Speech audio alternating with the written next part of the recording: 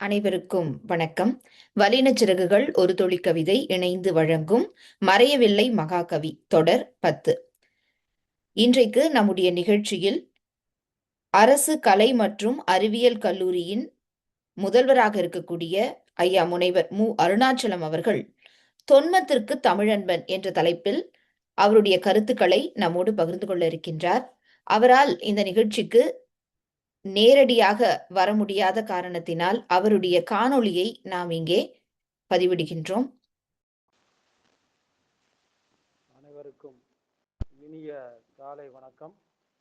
மறையவில்லை மகாகவி என்னும் தொடரை சிறப்பாக நடத்தி கொண்டிருக்கும் உலக பெண் கவிஞர் பேரவை மற்றும் ஒருங்கிணைப்பாளர் ராஜி ராமச்சந்திரன் அவர்களுக்கும் அட்லாண்டா அவர்களுக்கும் இந்நிகழ்வு தொகுப்பை சிறப்பாக செய்து கொண்டிருக்கும் கவிஞர் கனிமொழி வர்ஜினியா அவர்களுக்கும் கவிஞர் மகாகவி ஈரோடு தமிழன்பனின் சாக்ரட்டிஸாக இருந்த அவருக்கு பிளாட்டோவாக இருந்த அவருடைய எழுத்துக்களை வடிவமாக்கி வண்ணமாக்கி கொடுத்த நாங்கள் விரும்புகின்ற எங்களுக்கெல்லாம் வழிகாட்டியாக இருக்கக்கூடிய பாண்டிச்சேரியின் ஆசான் அமிர்த கணேசன் அவர்களுக்கும் முதற்கண் என்னுடைய நன்றி கலந்த வணக்கங்களை தெரிவித்துக் கொள்கிறேன்.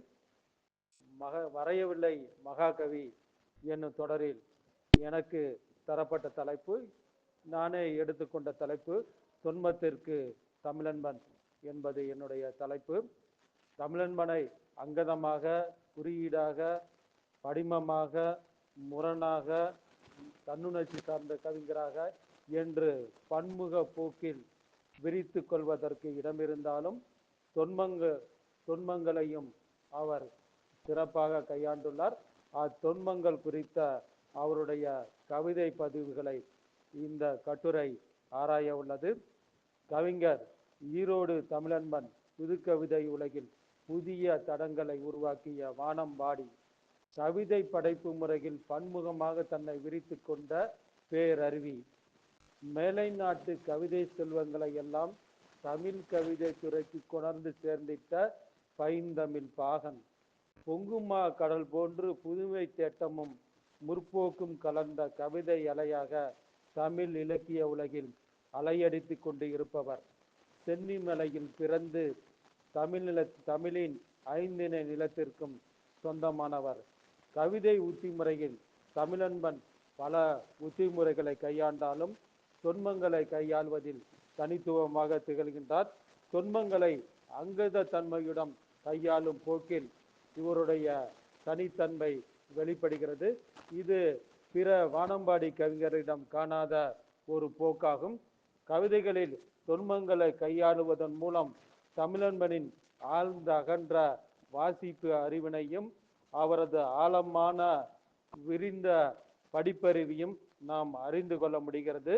தொன்மங்களை படைப்பூக்கத்துடன் பதிவாக்கி இருப்பதன் மூலம் உலக மகாகவியாக தமிழன்பன் பரிணாமம் பெறுவதை இக்கவிதைகளை வாசிக்கும் போது நாம் உணர முடிகிறது.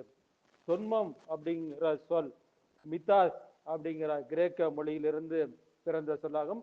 அரிஸ்டாட்டில் முதல் இந்த சொல்லை கையாண்டுள்ளார். விகோ என்னும் அறிஞர் மனிதன் கற்க வேண்டிய முதல் விஞ்ஞானம் தொன்மமே அப்படின்னு சொல்றாரு. கவிதையின் தனிச்சிறப்பு அதன் அடிநாதமாக விளங்கி கொண்டிருக்கும் தொன்மங்களே அப்படின்னு ஹெட்டர் அப்படிங்கிற அறிஞர் சொல்லுகிறார். கசிரர் அப்படிங்கிற மொழியும் தொன்மமும் ஒரு மரத்தின் இரண்டு கிளைகள் போன்றவை என்று கசிரேர் அப்படிங்கிற அறிஞர் மதிப்பீடு செய்கின்றார். தொன்மங்கள் குறித்து பல அறிஞர்கள் பல மதிப்பீடுகளை வைத்துள்ளனர். ஈரோடு தமிழன்பன் கவிதைகளில் இடம்பெறும் தொன்மங்களை இதிகாச தொன்மங்கள், ராமாயண தொன்மங்கள், மகாபாரத தொன்மங்கள், காப்பிய தொன்மங்கள், சிலப்பதிகார தொன்மங்கள், மணிமேகலை தொன்மங்கள், விவிலிய தொன்மங்கள், கலப்பு தொன்மங்கள், பிற தொன்மங்கள் என்ற நிலைகளில் பிரித்து பார்க்கலாம். ராமாயண தொன்மங்கள் அப்படிங்கிற தலைப்புல பார்த்தீங்கன்னா, ராமாயணம் இந்தியாவின் ஆதிகாவியம் என்று சொல்லப்படுகிற இதிகாசம் என்று சொல்லப்படுகிற ஆதிகாவியம் இந்திய நாட்டினை கடந்து பெரும்பாலான தென்கிழக்கு ஆசிய நாடுகள் மிகப்பெருந்த தாக்கத்தை செலுத்தி வருவது ராமாயண காப்பியம். வான்மீகி படைத்த காப்பியம்மா இதிகாசமே இந்திய மொழிகளில் படைக்கப்பட்ட அனைத்து ராமாயண காப்பியங்களுக்கும் இதிகாசங்களுக்கும் மூல ஊற்றாக திகழ்ந்து வருகிறது. இந்த நிலையில் ராமாயணம் குறித்த தொன்மங்கள் புதுக்கவிதையில் அதிக போக்குடன் அதிக நீட்சியுடன் செல்வாக்கு பெற்று படைக்கப்பட்டு வருகிறது. ஈரோடு தமிழன்பன் கவிதைகளில் ராமாயணத்தின் முதன்மை பாத்திரங்கள், துணைமை பாத்திரங்கள், எதிர்நிலை பாத்திரங்கள், கதை நிகழ்வுகள் என்று தொன்ம மறுவாசிப்பு செய்யப்படுகிறது. நிகழ்கால அரசியல் சமுதாய விமர்சன கண்ணோட்ட நோக்கோடு இத்தகு தொன்ம மறு உருவாக்கத்தை கவிஞர் செய்திருப்பது குறிப்பிடத்தக்கது. ராமனின் கதையை கம்பரின் சொற்களே வளர்த்து எடுத்ததாகவும், ராமனுக்கு கோசலை கைகேயி கொடுத்த முத்தங்களை விட கம்பன் தந்திட்ட கவி முத்தங்களே அவனுக்கு பிடித்திருப்பதாகவும் ஒரு கவிதையில் மொழிந்திடுகிறார். நடையில் நின்றுயர் நாயகனின் தொடர் நிரம்பிய மாக்கதையை ராமனின் வில் வளர்த்தது கொஞ்சம், கம்பனின் சொல் வளர்த்தது அதிகம். கோசலையும் கைகேயும் கொடுத்த முத்தத்தை விட ராமனுக்கு இனித்தவை கட்டிப்பிடித்து கம்பன் தந்த கவி முத்தங்களே என்று கம்பனோட சொல்லும் அவன் தந்த கவி முத்தங்களுமே ராமனுக்கு பிடித்திருப்பதாக புதிய நோக்கை கையாளுகிறார். இன்றைய சமூகத்தில் ஆட்சி அதிகாரம் அதிகாரிகளிடமே கொலு வீற்றிருப்பதையும், மக்களை மறந்த சுயநல நோக்கும் போக்கும் கலந்து தங்களை வளப்படுத்தி கொள்வதையும் கவிஞர் விமர்சனம் செய்கின்றார். ராமன் ஆண்டால் என்ன, ராவணன் ஆண்டால் என்ன, அதிகாரிகள் அப்படியேதான் என்று ராமன் ஆண்டாலும் ராவணன் ஆண்டாலும் அரசு நிர்வாகத்தில் அதிகாரிகளின் மாறிடாத சிவப்பு நாடாத்தனத்தை விமர்சனப்படுத்துகின்றார். சீன நாட்டின் தந்தை மாவோவுக்கு பாடிய ஒரு இரங்கற்பா, அது இரங்கற்பா இல்லை, ஒரு புகழ்பா அப்படின்னு கூட வைத்துக் கொள்ளலாம். மாவோ இது இரங்கற்பா இல்லை என்னும் கவிதையில் சீனாவின் பொது உடைமை தலைத்திட ஆயுதம் ஏந்து போராடிய மாவோவை பாராட்டுகிறார். அப்பொழுது ராமராஜ்யம் கண்ட ராமன் வில்லை ஏந்தி ஆயுதங்கள் மூலம் உருவாக்கிய ராமராஜ்யத்தை ஏற்றுக்கொள்பவர்களால் பாட்டாளி வர்க்க சர்வாதிகாரத்தை துப்பாக்கியால் மாவோ உருவாக்கியதை ஏன் ஏற்றுக்கொள்ள மறுக்கின்றனர் என்னும் கேள்வியை எழுப்புகின்றார். ராமன் வில் ராமராஜ்யத்தை எழுதிய ஏற்பவர், ராமன் வில் ராமராஜ்யத்தை எழுதியதை ஏற்பவர், உன் பாட்டாளி வர்க்கத்தின் சர்வதிகார சரித்திரம் துப்பாக்கியால் எழுதியதை ஏற்க ஏன் மறுக்கின்றனர் என்று கோடானு கோடி குடிமக்களை ஆதிக்க முதலைகளாகிய முதலாளித்துவத்திலிருந்து துப்பாக்கியால் மீட்டெடுத்த மாவோவை புரட்சி எரிமலை என்று புகழ் மாலை சூட்டுகிறார். ராமனின் ஆயுத போராட்டம் மாவோவின் துப்பாக்கி ஏந்திய போராட்டத்துடன் தொன்ம இணைப்பு செய்யப்படுகிறது. அதே போன்று இந்திய சமூகத்தில் காத்திருத்தலே பார்த்தீங்கன்னா ஒரு அவல நிலையாக நீடித்து கொண்டிருக்கிறது.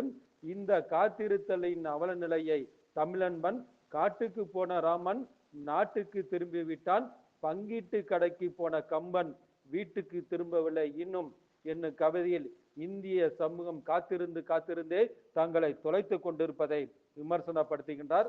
கம்பனின் கவி உலா கவிதையில் இளங்கோ அடிகள் கம்பர் குறித்து வருத்தம் தெரிவிப்பதாக கூறுகின்றார். கவிஞர் சீதை துன்பத்தையும் இதில் கையாண்டுகிறார். சீதை கதையை செந்தமிழில் பெயர்த்தவரே என் கண்ணகி கதையை வடமொழியில் பெயர்த்திருக்க கூடாதா என்று கம்பர் வான்மீகியிலிருந்து ராமாயணத்தை தழுவி படைத்தது போன்று இந்த இளங்கோவடிகளின் தமிழ் காப்பியத்தை வடமொழியில் பெயர்த்திருந்தால் இன்னும் தமிழின் பெருமை கூடியிருக்கும் என்று தமிழன்பன் மதிப்பிடுகின்றார். கவிஞர் தமிழன்பன் கடப்பை காந்தம்மா என்னும் கவிதையில் வறுமையின் பிடியில் சிக்கி தவிக்கும் காந்தம்மா தனது தாலியை மார்வாடிகளிடம் அடகு வைத்துவிட்டு மஞ்சள் கயிறை மட்டும் கட்டிக்கொண்டு கணவன் செங்கையா, புதல்வர் மூவர் ஆகியோரை காப்பாற்றிட ஆந்திராவின் ஸ்ரீசைலம் அணைக்கட்டு வேலைக்கு செல்லும் வறுமை சூழலை படம்பிடித்து காட்டுகின்றார்.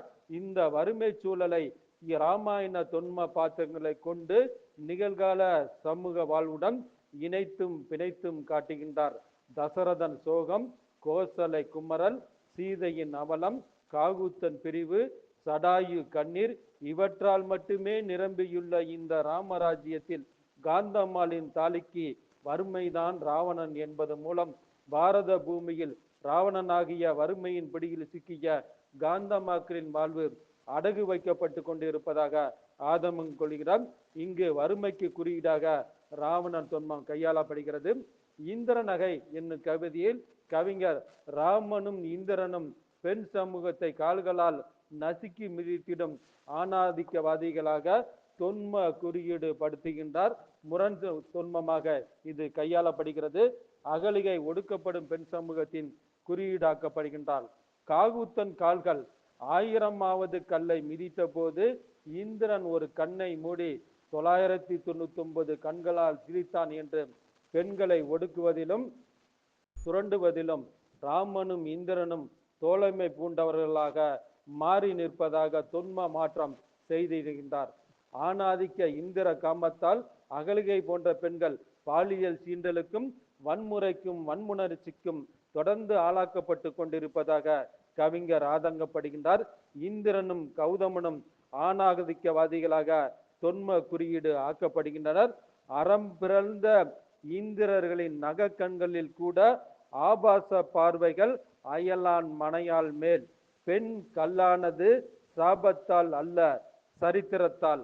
அகலிகை சொல்கிறாள், ராமன் அடுத்த பாதத்தை கௌதமன் தலைமேல் வைத்து கல்லாக்கி இருந்தால் சாபம் நீங்கி அவள் கோபமும் நீங்கி இருக்கும் அப்படின்னு சொல்லும் போது, அகலிகைக்கு சாப விமோசனம் அளித்த ராமனின் கால்கள் கௌதமனின் தலைமீது வைத்து அழைத்து இருந்தால் அவளது கோபமும் தணிந்திருக்கும் என்று உரைத்துப்பதோடு பெண்களை பாலியல் ரீதியாக சுரண்டுபவர்களுக்கு இந்திரனை குறியீடாக்கின்றார்.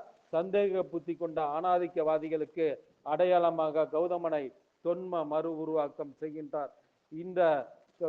இந்த ஒரு போக்கு இருக்கும்போது ராமாயணத்தில் இடம்பெற்ற கூனி அப்படிங்கிற எதிர்நிலை பாத்திரத்தை இங்கு நேர்மறையாக கையாண்டு இந்திய அரசியல்வாதிகளை கவிஞர் தோலுரித்து அடையாளம் காட்டுகின்றார்.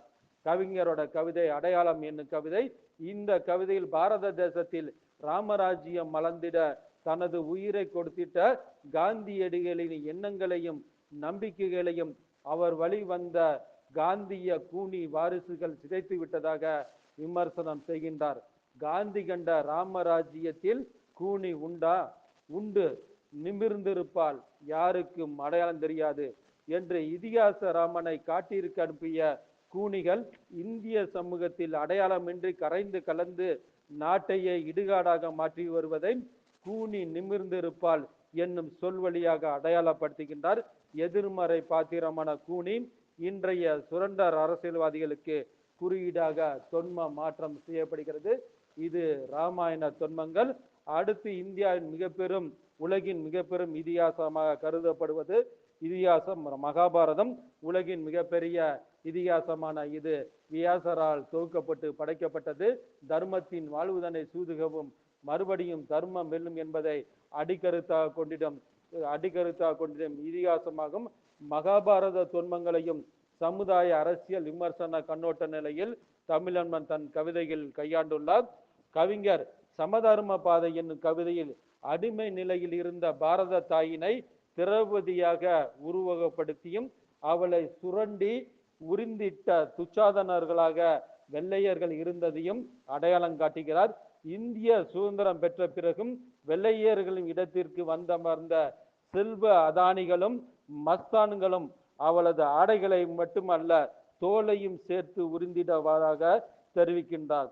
முன்பு தேச திரௌபதி சேலையை உரிந்தவன் வெள்ளையன், வேறு தேசத்தவன். பின்பு மஸ்தான்கள் அவளின் தோலையே அல்லவா உரிய புறப்பட்டனர் என்று கடத்தல்காரர்களும் கொள்ளைக்காரர்களும் சுரண்டல்வாதிகளும் சுதந்திர பாரத பாஞ்சாலியை சுரண்டுவதாக கூறி இதை மாற்றிட சமதர்ம பாதையில் சென்றிடும் பாட்டாளி வர்க்க சர்வதேய ஆட்சியை அமைத்திட வலியுறுத்துகின்றார். இக்கவிதையில் பாஞ்சாலி தொன்மம் சுதந்திர இந்தியாவாகவும் வெள்ளையர்களும் கடத்தல்காரர்களும் சுரண்டல் துச்சாதனர்களாகவும் மறு உருவாக்கம் செய்யப்படுகின்றனர் சமதர்ம பாதை என்னும் கவிதையில். அடுத்து பல பகல்கள் வேகும் ராத்திரிகள் என்னும் கவிதையில் இந்திய ஜனநாயகத்தின் குரவலை நெருக்கப்பட்ட 1976 அமல்படுத்தப்பட்ட நெருக்கடி நிலையின் அலங்கோலங்களை விமர்சனம் செய்கின்றார். நெருக்கடி நிலையில் அமல் செய்யப்பட்ட ஆட்சியை பாராட்டிய அவர்களை என்னது இருளின் பிள்ளைகள் என்று விமர்சனம் செய்கின்றார். அந்த நெருக்கடி நில ஆட்சி காலத்தை நலாயினி தொன்மம் வழியாக ஒரு தமிழன்பன் விமர்சனமும் புதிய குறியீடுமாக்கி தருகின்றார். அவள் தூக்கி சென்ற குஷ்ட கூடையை மாணிக்க மகுடம் என்று இருளாட்சி கொண்டாடியதாக விமர்சனம் செய்கின்றார். இவள் தலைமேல் குஷ்ட கூடையை மாணிக்க மகுடம் என்று இந்த இரவு எண்ணமாய் மெருங்கேற்றுகிறது. சிரஞ்சீவி இருள் சிங்காதானத்தின் மேல் ஆதிக்க நலாயினி அமர்ந்து கொண்டால் அவள் முந்தானைக்குள் ஏதோ முனகல், முனங்களுக்குள் ஏதோ முழக்கம். சிரஞ்சீவி இருள் சிங்காதானத்தின் மேல் ஆதிக்க நலாயினி அமர்ந்து கொண்டால் அவள் முந்தானைக்குள் ஏதோ முனகல், முனங்களுக்குள் ஏதோ முழக்கம் என்று கருத்து சுதந்திரம், எழுத்து சுதந்திரம் பாதிக்கப்பட்ட இருள் ஆட்சியை, அதாவது நெருக்கடி நிலைக்கால ஆட்சியை நலாயினி தொன்மம் வழியாக குறியீடாக்கி விமர்சனம் செய்கின்றார். அந்த நலாயினி அப்படிங்கிறது அந்த அதிகாரத்துவத்தின் குறியீடாக இக்கவிதையில் கையாளப்படுகின்றது. மகாபாரதத்தில் குசேலன் துன்பத்தை நிகழ்கால புரட்சிக்கான ஒரு துன்பமாக்குகின்றார். மகாபாரதத்தில் ஏழை குசேலன் நண்பன் கண்ணனுக்கு அவனுடைய அருள் பெற்றிட அவள் கொண்டு செல்கின்றான். இன்றைய குசேல ஏழையிடம் அவளுக்கு பதில் உலக்க இருப்பதால் புரட்சிக்கு கட்டியம் அமைத்திடுவதாக கூறி புரட்சிக்கு ஒரு புதிய அழைப்பு விடுக்கின்றார். அந்த கண்ணபிரான் அருளுக்கு கூட குசேலனுக்கு அவள் தேவைப்பட்டது. இப்பொழுது ஏழை குசேலரிடம் உலக்கை மட்டுமே உள்ளது, உபயோகிப்பார்கள் என்று கவிதையை முடிக்கும் போது உலக்கை புரட்சியின் குறியீடாக மாறப்போவதாக எச்சரிக்கை செய்கிறார். கேசவதேவின் ஒரு நாவல் கூட உலக்கை என்பது, மலையாள நாவல் கூட உலக்கை என்பது புரட்சியோட குறியீடு. அதோட மறு தாக்கமாக கூட தமிழன்மன் கவிதைகளை இந்த கவிதையை சொல்ல முடியும். அடுத்து தேசத்தை காத்தல் செய் என்னும் கவிதையில் பஞ்சதந்திர காட்டில் நரிகள் நாட்டாமை செய்யும் ஆட்சியின் பேர் ஜனநாயகம் என்று கண்டனம் செய்கின்றார். பஞ்சதந்திர காட்டில் நரிகள் நாட்டாமை செய்யும் ஆட்சியின் பேர் சனநாயகம் என்று கண்டனம் செய்கின்றார். இதிகாச மகாபாரதம் கலியுகத்தில் மாற்றம் பெற்று எதிர்மறை மகாபாரதமாக மாறிவிட்டதாக தொன்ம அங்கதம் செய்திருக்கின்றார். கண்ணபிரான்கள் துரியோதனர்களுக்கு தேரோட்ட போய்விட்டனர். கீதைக்கு கிடைக்கும் ராயல்டியை விட அடிப்படை சம்பளம் அகவிலைப்படிகள் அதிகம். கண்ணபிரான்கள் துரியோதனர்களுக்கு தேரோட்ட போய்விட்டனர். கீதைக்கு கிடைக்கும் ராயல்டியை விட அடிப்படை சம்பளம் அகவிலைப்படிகள் அதிகம். இங்கே தர்மத்தின் வாழ்வுதனை சூதுகவும் மறுபடியும் சூதுகவும் முன் தர்மம் மண்டையை போட்டுவிடும். குருசேத்திர குருதி அலைகளில் மிதப்பன அர்ஜுனன் வில்லும் அறத்தின் பிணமும். பரசுராம கோடாரிகள் சோரம் போகும் ரேணுகைக்கே பாதை சமைக்கின்றன. ஜமதக்கினியே சரி என்று தலையாட்டி விட்டான் என்று புதிய கலியுக மகாபாரதம் உருவாக்கிவிட்ட சூழலை கவிஞர் சித்தரிக்கின்றார். சுதந்திர இந்தியாவின் சமூக அரசியலில் இத்தகு கலியுக மகாபாரத காட்சியே இடம்பெற்றிருப்பதாகவும் சொல்கின்றார். ஆளுக்கு ஒரு அலை கொடுத்தால் அவளுக்கு நதி என்னும் கவிதையில் போகி நெருப்பில் மதவெறியை போட்டு கொளுத்திட அரைக்கூவல் விடுக்கின்றார். தேசத்தை காட்டு மிராண்டி காலத்திற்கு திருப்பிடும் நாட்டு மிராண்டிகளிடம் எச்சரிக்கையாக இருந்திட அறிவுறுத்துகின்றார். மதவெறி பிடித்தலையும் டிராகுலாக்கள் பூதனை மார்பில் பால் பருகியதால் குருதி வெறி பிடித்து தாண்டவம் ஆடுவதாக தொன்ம ஆக்கம் செய்திருக்கின்றார். பூதனை மார்பிலா மதங்கள் பால் பருகின, மதங்கள் வேறு வேறு, கடவுள் ஒருவனே. மதங்கள் வேறு வேறு, மானுடம் ஒன்றே. மதமில்லா மனிதனும் மனிதனே என்று மதவெறி இல்லாத சமூகமும் மானுடமும் மலர வேண்டிய தேவையினை வலியுறுத்துகின்றார். இதெல்லாம் அதாவது தமிழன்மனின் மகாபாரத தொன்ம அங்கத கவிதைகள் இவ்வாறு அமைகின்றன. அடுத்து தமிழ் முதல் காப்பியமான சிலப்பதிகார தொன்மங்களை தமிழன்பன் அதிகம் கையாண்டுள்ளார். கண்ணகி, கோவலன், மாதவி, சிலம்பின் பரல்கள் ஆகியவை அதிகம் தொன்ம உருவாக்கம் செய்யப்பட்டு வருகின்றன.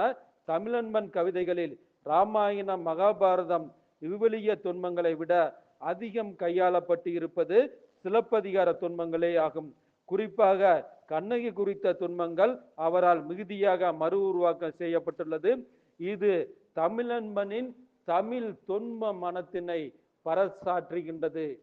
பகலின் மகனே பாடு என்னும் கவிதையில் தமிழ் வாழ்கவென்று பாடிட தமிழர்களுக்கு அழைப்பு விடுக்கின்றார்.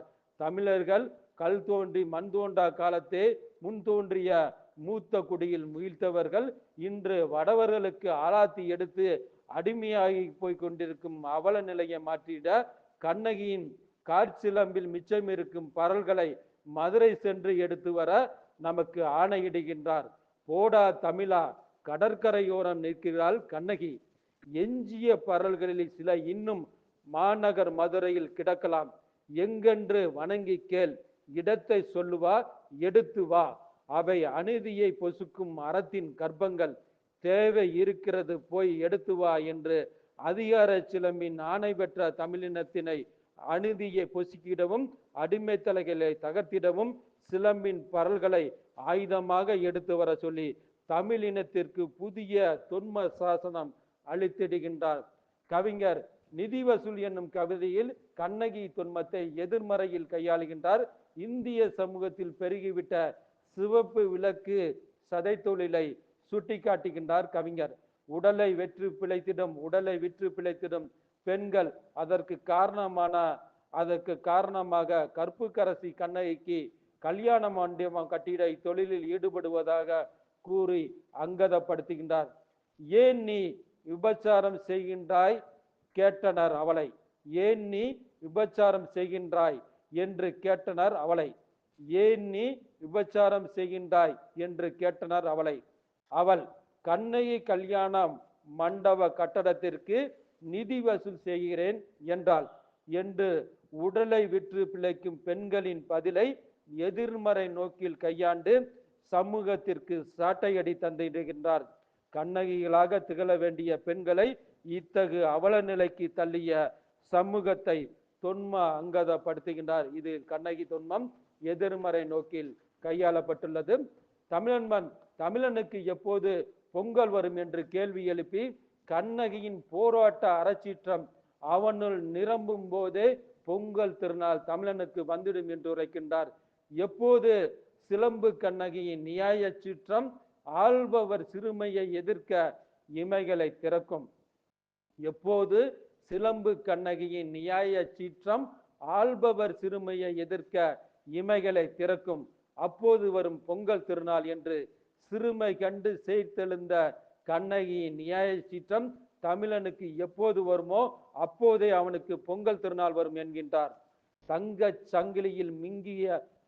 சங்கிலியில் மங்கிய மணிகள் என்னும் கவிதையில் மாதவியின் கொலுசுகளை கிரேக்கம் குட்டி பல்கலைக்கழகங்கள் என்றும் கிளியோபத்ராவின் நாட்டிய பள்ளி மாணக்கியர்கள் நைல் நதியின் நதியோட்டம் என்றும் நைல் நதியின் நதியோட்டத்தை மாற்றிய கொலுசு என்றும் புகழ்வதாக உரைக்கின்றார். அப்போது கிரேக்க பெண்பார் கவிஞர் சாஃபோ கண்ணகி சிலம்பின் கோப பரல்களை கொண்டு வந்திருக்க கூடாதா என்று ஆசை பற்றி கொலுசிடம் அறையலுறுகின்றாள். கிரேக்க அவ்வை சாஃபோ கண்ணகி சிலம்பின் கோப பரல்களை கொஞ்சம் கொண்டு வந்திருக்க கூடாதா என்று கேட்க உடையாத மௌனத்தையே விடையாக தந்தன மாதவி கொலுசுகள் என்று உரைக்கின்றார். சரித்திரம் சொல்லும் இந்த மாதவி கொலுசின் சரித்திரம் சொல்லும் இந்த மாதவி கொலுசின் தங்க சந்ததி மரபில் வந்த இன்றைய தமிழன் தமிழ் மொழியை மறந்த சடல தமிழனாக விமானம் ஏறி பிழைப்பதாக விமர்சனம் செய்கின்றார். அந்த விமர்சன கணைகள் பின்வரும் கவிதையாக்கப்படுகிறது. இன்றைய தமிழன் வையகம் முழுவதும் போகிறான். இன்றைய தமிழன் வையகம் முழுவதும் போகிறான். மென்பொருளாய் வன்பொருளாய் தமிழ் என்னும் நன்பொருள் மறந்து என்று தாய்மொழியை மறந்து வரும் தமிழனை கவிதை சாட்டை அடிகளால் விளாசி மொழியை மறக்காத ஒரு தலைமுறை மலர வேண்டும் என்று தன்னுடைய கனவை எடுத்துரைக்கின்றார். அமெரிக்காவில் கருப்பர்களுக்கு எதிராக நிறவெறி தாண்டவம் ஆடிய போது அதற்கு எதிராக முதலில் தீப்பந்தம் கொளுத்தி போராடியவர் ரோசா பர்கர். பேருந்தில் வெள்ளையர்கள் அமரும் இருக்கையில் அமர்ந்ததால் கைது செய்யப்பட்டு வழக்காடு மன்றத்தில் $14 அபதார தண்டனை அவளுக்கு தரப்பட்டது. அந்த மெல்லின கண்ணகி வல்லின கண்ணகியாக மாறிட மூலக்கணலை அளித்தவள் தமிழ் மன்னனின் கண்ணகியே என்று தொன்ம ஒப்பீடு செய்கின்றார் தமிழன்பன். இனப்பாகுபாட்டு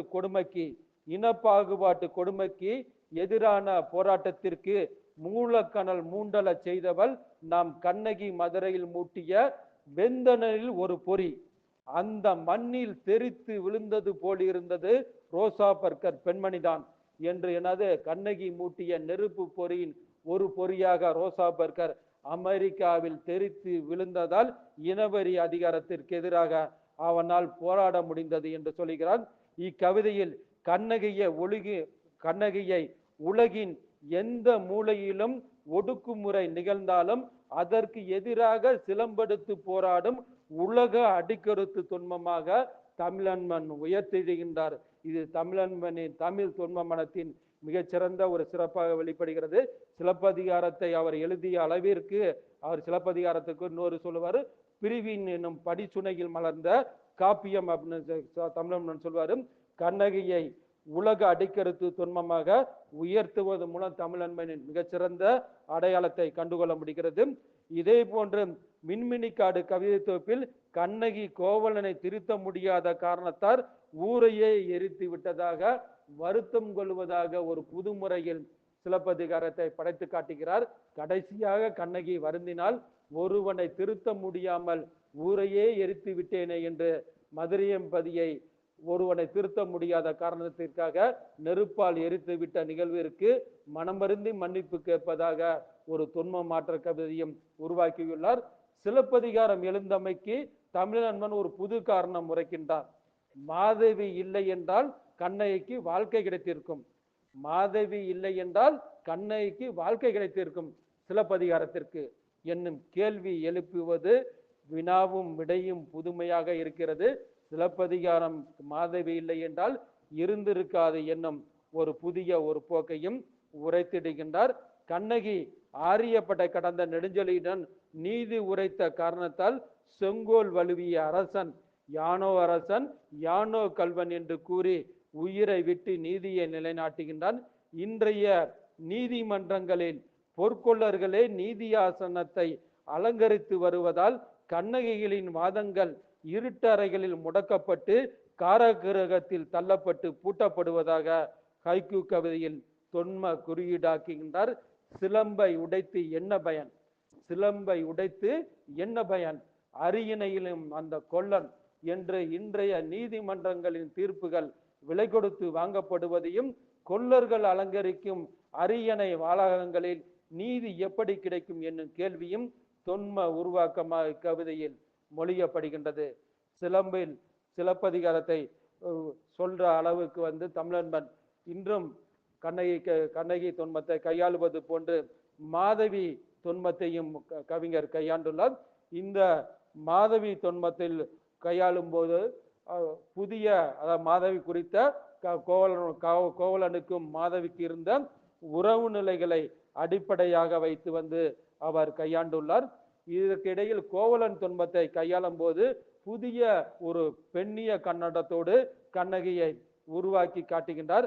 அந்த கண்ணகி தொன்மம் வருமாறு உதயமாகும் புதிய மரபு என்னும் கவிதையில் வண்டப்ப கோவலர்கள் மாதவிகளை நுகர்ந்து விட்டு மீண்டும் கண்ணகியிடமே திரும்பி சென்று கோவல முகவரை எழுதும்போது தமிழன்பன் ஒரு புதிய பெண்ணிய மரபை உருவாக்குகின்றார். இன்று உங்கள் கணவன் இப்படி கோவல முகவரை தொடங்கும் போதே நீங்களும் காலில் இருப்பதை கலற்றி குஷ்டக்கூடையை தலையில் சுமந்து வேசியல் தாசனுக்கு விளையானவர்கள் அல்லர் நீங்கள் என்று 2 தொன்மங்களை சிலம்பையும் மகாபாரத தொன்மையும் இணைத்து காட்டி இன்று வாழ்க்கை துணைகளாக பெண்கள் இருப்பதை காட்டிலும் வாழ்க்கை முதல்விகளாக ஆக வேண்டும் என்று சொல்லி, அதாவது செருப்பை இது மாதிரி கோவல முகவரை எழுதும் போது பெண்கள் செருப்பை கலட்டி அடித்து திருத்தி இருந்தால் அவர்கள் மாதவிகளிடம் சென்றிருக்க மாட்டார்கள் என்று புதிய தொன்ம கூரை உருவாக்கி காட்டுகின்றார். இந்திய சமூகத்தில் காத்திருந்து காத்திருந்து வாழ்க்கையை தொலைத்துவிட்ட மக்களின் அவல நிலையினை கோவலன், இளங்கோ, கண்ணகி, செங்குட்டுவன் ஆகிய பாத்திரங்களின் தொன்ம குறியீடுகள் வழியாக தமிழன்பன் பதிவு செய்கின்றார். அருகன் திருக்கோயிலுக்கு வரைபடம் சமர்ப்பித்து கட்டுவதற்கு ஒப்புதல் கேட்டு அலுவலகம் சென்றார் இளங்கோ அடிகள். அருகன் திருக்கோவிலுக்கு வரைபடம் சமர்ப்பித்து கட்டுவதற்கு ஒப்புதல் கேட்டு அலுவலகம் சென்றார் இளங்கோ அடிகள். கண்ணகிக்கு கோயில் கட்டி முடித்து விட்டான் செங்குட்டுவன். கண்ணகிக்கு கோயில் கட்டி முடித்து விட்டான் செங்குட்டுவன். இளங்கோ அடிகள் தன் மடியை தடவியபடியே அலுவலக படிகளில் இன்னும் இளங்கோ அடிகள் தன் மடியை தடவியபடி அலுவலக படிகளிலே இன்னும் திங்களை போற்றுது என்ற முதல் தொடரில் திங்கள் தேய்ந்தபடி நிற்கிறது அடிகளரை எதிர்பார்த்து என்று சிலப்பதிகாரம் தொடங்கப்படவில்லை. காத்திருந்த இந்திய மக்களுக்கும் விடுதலை விமோசனம் இன்னும் கிடைக்கவில்லை என்பதை தொன்ம குறியீடுகளோடு சிலப்பதிகார பாத்திரங்களை இணைத்து காட்டுகின்றார். ஒரு மிகச் சிறப்பான உரையை இங்கே நம்மிடம் பகிர்ந்து கொண்ட ஐயா அருணாச்சலம் அவர்களுக்கு முதலில் நம்முடைய நன்றியை நாம் தெரிவித்துக் கொள்ளலாம். மிக நீண்ட பதிவாக இருந்ததால் இந்த வாரம் முதல் 30 நிமிடங்களும் அடுத்த வாரம் மீதி இருக்கக்கூடிய பதிவையும் நாம் கேட்க இருக்கின்றோம். இன்றைக்கு ஐயா அவர்கள் பகிர்ந்து கொண்ட செய்திகள் ராமாயணத்தில் தொடங்கி மகாபாரதம், சிலப்பதிகாரம் என்று நீண்டு கொண்டே இருந்தது. அந்த ஒவ்வொரு தொன்மத்திற்கும் பிறகும் வெறும் தொன்ம கதைகளை மட்டும் சொல்லாமல் சமூக அரசியல் கண்ணோட்டத்தோடும் அந்த கவிதைகளை படைத்திருப்பதுதான் ஈரோடு தமிழன்பன் ஐயா அவர்களுடைய, மகாகவி அவர்களுடைய முக்கியமான கவிதை பண்பு என்று நாம் கருதுகின்றோம். அந்த வகையில் இந்த உரை மிகச் சிறப்பாக அமைந்தது. ஐயா அவர்களுக்கு நன்றி. நிகழ்ச்சியில் கலந்து கொண்டிருக்கக்கூடிய தோழர்கள் தங்களுடைய கருத்துக்களை பகிர்ந்து கொள்ளலாம். முதலில் ஐயா பேராசிரியர் முத்து சண்முகம் அவர்கள். வணக்கம். வணக்கம். பேராசிரியர் அருணாச்சலம் அவர்கள் தொன்மத்திற்கு தமிழன்மன் என்ற தலைப்பிலே ஒரு அருமையான ஆய்வுரையை தொடங்கியிருக்கிறார். அது அடுத்த வாரம்தான் முடியும் என்ற ஒரு செய்தியை நீங்கள் சொன்னீர்கள். பொதுவாக தொன்மம் என்பது பழைய கதை. அந்த கதையின் மூலமாக அல்லது இதிகாச பாத்திரங்களின் மூலமாக ஒரு கருத்து விளக்கத்தை வாசகர்களுக்கு எளிமையாக கொண்டு போகிற ஒரு ஆற்றல் தான் இத்தகைய உத்திகளை கையாளுகிற பொழுது புலவர்கள் மேற்கொள்கிறார்கள். நாம் கூட சாதாரணமாக பார்க்கலாம். நம்முடைய வாழ்க்கையில பேசுகிற பொழுது கூட ரொம்ப நேரம் ஒருத்தன் தூங்கிட்டு இருந்தானா கும்பகாரண மாதிரி தூங்குறான்னு சொல்லுவோம்.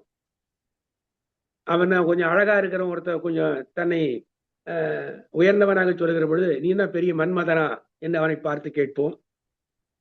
ரொம்ப கடுமையான முயற்சி மேற்கொண்டதற்கு வெற்றி இயலாத பொழுது பகீரத முயற்சி நீ மேற்கொண்டிருக்கிறாயா என்று கேட்போம். இப்படியெல்லாம் பேச்சு வழக்கிலே கூட இந்த பழைய கதைகள் எல்லாம் நாம் வாழ்க்கையிலே பேசுவதை நாம் எப்பொழுதுமே காண முடிகிறது. கவிஞர்கள் தங்களுடைய கவிதையிலே கருத்து விளக்கத்திற்காக இந்த தொன்மங்களை, பழைய கதைகளை கையாளுகிறார்கள். அது குறியீடாக, ஓமையாக கையாளுகிறார்கள். அதில் என்ன ஒரு சிறப்பு என்று சொன்னால், ஏற்கனவே மக்களிடத்திலே பழக்கப்பட்டு போன அந்த கதைகள் அந்த கவிதையிலே சொல்லுகிற பொழுது பாதி கவிதை வாசகத்திலே போய் சேர்ந்து விடுகிறது. மீதி கவிதையை தான் அங்கே கவிஞர் சொல்லுகிறார்கள். ரொம்ப எளிமையாக அந்த கருத்து போய் சேருவதற்கு இந்த தொன்மங்கள், பழைய கதைகள் எல்லாம் நமக்கு பயன்படுகின்றன. அதை ரொம்ப அழகாக அந்த பழைய கதைகளை மறு உருவாக்கம் செய்து எப்படியெல்லாம் இன்றைய சமூகத்தில் இருக்கிற கொடுமைகளை எல்லாம் தமிழன் அவர்கள் சாடி இருக்கிறார் என்பதை வரிசையாக அருணாச்சலம் அவர்கள் இங்கே விளக்கினார்கள். குறிப்பாக ராமாயணம், மகாபாரதம், அதிலும் சிறப்பாக குறிப்பாக சிலம்பை ரொம்ப மையப்படுத்தி அவருடைய பேச்சு அமைந்திருந்தது. அதில் 2 செய்திகளை நான் அவருடைய பாராட்டுக்காக இங்கே எடுத்து சொல்ல வேண்டும். ஒன்று, வடமொழியாக இருக்கிற அந்த கதை ராமாயணம் தமிழிலே வந்ததைப் போல இளங்கோவினுடைய கண்ணகி வடமொழிக்கு போயிருக்க வேண்டும் என்ற ஒரு ஆதங்கத்தை வெளிப்படுத்தினார்கள். அது மட்டுமல்ல, மாதவி இல்லை என்று சொன்னால் சிலப்பதிகாரத்திற்கே வழி இல்லாமல் போயிருக்கும். ஆக அப்படிப்பட்ட அந்த ஒரு பரத்தையருடைய சமூகத்திலே அவருடைய இடம் என்று இல்லாமல் போயிருந்தால் சிலப்பதிகாரம் இல்லாமல் போவதற்கான வாய்ப்பு இருந்திருக்கும் என்ற ஒரு கருத்தை மறைமுக அங்கே வைத்திருக்கிறார்கள். எல்லாவற்றையும் சொல்லிவிட்டு மதவெறியும் மானுடமும் தான் உலகத்தில் இருக்க வேண்டும் என்பதைத்தான் இந்த பழைய கதைகள் எல்லாம் நமக்கு வலியுறுத்துகின்றன என்று ரொம்ப நின்று நிதானமாக படிக்க வேண்டிய ஒரு ஆய்வுரை, அவருடைய ஆய்வுரை. அதை சொல்லிவிட்டு எப்படி அவர் அந்த தொன்ம கதைகளை எல்லாம், பழைய கதைகளை எல்லாம் இன்றைய சமூகத்தினுடைய கொடுமைகளுக்கும் சமூகத்தினுடைய பிரச்சனைகளுக்கும் அவர் கொண்டு வந்து மக்களுக்கு புரிய வைக்கிறார் என்பதுதான் இந்த தொன்மம் கையாளுவதற்கான கவிஞர்களுடைய விளக்கம் என்பதை நாம் அறிய முடிகிறது. சிலப்பதிகாரத்தை பற்றி அவர் சொன்னார். நிறைய சிலப்பதிகாரம், ராமாயணம், மகாபாரதத்தை முன்வைத்தார். நாளை பேச்சிலே மற்றவர்கள் கூட வரும் என்று கருதுகிறேன். இன்னொரு கவிதையிலே சொல்லுவார், தட்டினால் திறக்க வேண்டாம், கேட்டால் கொடுக்க வேண்டாம். தட்டினால் திறக்கப்படும், கேளுங்கள் கொடுக்கப்படும் என்ற அந்த பைபிளுடைய வாசகத்தை வைத்து தமிழம்மன் இவ்வாறு எழுதுகிறார். தட்டினால் திறக்க வேண்டாம், கேட்டால் கொடுக்க வேண்டாம். தட்டுவதும் கேட்பதும் பழைய ஏற்பாடு, பொது உடைமைதான் புதிய ஏற்பாடு என்று அந்த தொன்மத்தை இவ்வாறு ஒரு வரையறைப்படுத்துவார். அதைவிட ரொம்ப அவருக்கே உரிய ஒரு 4 வரி கவிதையை இங்கே இணைத்து சொல்லுவது பொருத்தம் என்று கருதுகிறேன். பெரியாருடைய அடியிலே வந்தவர், அவருடைய கருத்தியலை ஏற்றுக்கொண்டவர், அந்த அரசியலை தூக்கி பிடித்தவர் தமிழன்பன். ஆக அவருடைய கைத்தடியை இங்கே நினைவுபடுத்துவதை போல ஒரு கவிதை. தீர்க்கதரிசி மோசேயினுடைய கைத்தடி அன்று கடலை பிளந்தது, பைபிள்ல வருகிற தொன்மம். பிளந்து கிடந்த தமிழரை ஒரு கடலாய் ஒன்று சேர்த்தது பெரியாரினுடைய கைத்தடி என்ற ஒரு கவிதையிலே சொல்லுவார். இதிலே 3 அவருடைய நுட்பங்களை இணைத்திருப்பார். ஒன்று முரண் உக்தி, அந்த கைத்தடி கடலை பிளந்தது, பெரியாருடைய கைத்தடி ஒன்றாக தமிழர்களை சேர்த்தது. ஒரு முரண் உக்தியை கையாளுகிறார். பிறகு அந்த தொன்மத்தை கையாளுகிறார். இவருடைய அரசியலுடைய கொள்கையை இங்கே வெளிப்படுத்துகிறார். இவ்வாறு பல கருத்து குவியல்களை ஒரு கவிதைக்குள்ளே கொண்டு சேர்த்துக்கிற நுட்பம் தமிழர்களுக்கு ரொம்ப அழகாக இருக்கிறது. இந்த தொன்மத்தை எல்லா புது கவிஞர்களுமே கையாண்டிருக்கிறார்கள். அதிலே இவருக்கு இணையாக இன்னும் சொல்லமா கொஞ்சம் கூடுதலாக கூட அதையே தன்னுடைய கவிதையினுடைய நிறைய பாடுபொருளாக வைத்திருக்கிறவர் அப்துல் ரஹ்மான் அவர்கள். அது ஒன்று இதோடு இணைத்து சொல்வது பொருத்தமாக இருக்கும் என்று கருதுகிறேன். இந்த பார்க்கடலே அமுதம் கடைந்த அந்த தொன்மம், அந்த கதை எல்லாருக்கும் தெரியும். ஆனால் நமக்கு கிடைக்கிற மழை நீர் அமிர்தம் என்று சொல்லுகிறோம் அல்லவா, அதை சொல்ல வேண்டும் என்று வருகிற பொழுது சூரியன் என்ற தலைப்பில் அந்த கவிதையை உருவாக்குவார். உப்பு நீர் கடலில் கடையாமலே அமிர்தம் எடுக்கிறாய். சூரியனை பற்றி சொல்லுகிற பொழுது உப்பு நீர் கடலில் கடையாமலே அமிர்தம் எடுக்கிறாய் என்று மிக சுருக்கமாக அப்துல் ரஹ்மான் அவர்கள் அந்த உத்தியை பயன்படுத்துவார். இப்படி கவிஞர்கள் இந்த புராண இதிகாச பழைய கதை தொன்மங்களை எல்லாம் இன்றைய வாழ்க்கையினுடைய கருத்து விளக்கத்திற்காக சொல்லுகிற பொழுது மக்கள் அதை வியந்து பார்க்கவும் உடனடியாக புரிந்து கொள்ளுமான ஒரு சிறப்பு இந்த கவிதைகளுக்கு இருக்கிறது. ஆனால் இன்னொரு கவிதையும் நாம் சேர்த்து இங்கே இன்னொரு கவிதை குறித்த ஒரு விமர்சனத்தை இங்கே நாம் வைக்க வேண்டும். இந்த கதை தெரியாதவர்களுக்கு இந்த கவிதை உடனடியாக விளங்கிக் கொள்ள முடியுமா என்ற ஒரு கேள்வி நமக்கு வருகிறது. இந்த ராமாயண மகாபாரத கதைகளும் உட்கதைகளும் அதுக்குள்ளே இருக்கிற கதைகளும் தெரியாதவர்களுக்கு ஒருவேளை இந்த கவிதை உடனடியாக புரிந்து கொள்ள முடியுமா என்ற ஒரு வினா கூட நமக்கு எழுகிறது. ஆக அந்த தொன்மத்தை விளக்கிவிட்டு அந்த கருத்தை விளக்கினால்தான் அவங்களுக்கு புரியும். அப்படி ஒரு சின்ன ஒரு புதிர் இந்த தொன்மத்தை கையாளுவதில் இருக்கிறது என்பதை நாம் இந்த நேரத்தில் இணைத்து பார்க்கலாம். கவிஞர் மேத்தா ஒரு செய்தியை சொல்லுவார், அதை இங்கே இணைத்து பார்த்து என்னுடைய உரையை நான் நிறைவு செய்யலாம் என்று கருதுகிறேன். புராண ஓமைகளால் புரிய வைத்தாலும் அவை புராணங்கள் அல்ல, புதிய ராகங்கள். ஆக கவிதையிலே இந்த புராண செய்திகளை எல்லாம் கொண்டு வந்து புதிய ராகங்களை கவிஞர்கள் இசைத்திருக்கிறார்கள். அந்த வகையிலே தமிழம்மனுடைய கவிதையிலும் நிறைய அந்த புதிய ராகங்கள் நமக்கு கேட்கின்றன என்ற அந்த செய்தியை அடுக்கடுக்கான அவருடைய கவிதையினுடைய செயல்பாடுகளிலே மு. அருணாசலம் அவர்கள் விளக்கியிருக்கிறார்கள். அந்த ஆய்வுரை நின்று நிதானித்து படிக்கிற பொழுது இன்னும் நிறைய பரிமாணங்களை நமக்கு அது கொடுக்கும். அப்படி ஒரு சிறப்பான ஒரு தேர்ந்த முதல்நிலை ஆய்வாக அவருடைய தமிழன் கவிதையை பற்றிய தொன்மத்தை பயன்படுத்தி எழுதியிருக்கிற கவிதைகளை பற்றி ஆய்வுரை இங்கே இருந்தது. அவருக்கு நம்முடைய பாராட்டுக்களையும் வாழ்த்துக்களையும் உரித்தாக்கிக் கொள்வோம். வழக்கம்போல் இந்த நிகழ்ச்சியை ஒருங்கிணைத்துக் கொண்டிருக்கிற ராஜி அவர்களுக்கும், கவி அவர்களுக்கும், அகன் அவர்களுக்கும், மஞ்சுளா அவர்களுக்கும் என்னுடைய நன்றி நான் உரித்தாக்கிக் கொள்கிறேன்.